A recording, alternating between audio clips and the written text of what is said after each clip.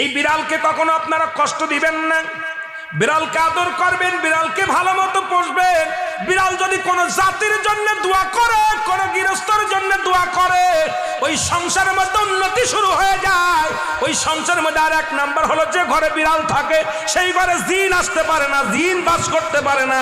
আর একটা ঘোষণা শুনেন, নবীজি বলে গেছেন, যে ঘরের মধ্যে বিড়াল ছানা বাস করে ওই ঘরের মধ্যে জিন জাতি প্রবেশ করতে পারে না। তাহলে ছোট ছোট মাসুম বাচ্চাগুলো যে ঘরের মধ্যে থাকে, মুসলমান অনেক সময় জিনের আশ্রয় পড়ে যায়, অনেক সময় জিনে আসর করে, ওই ঘরের মধ্যে জিনে আসর করে।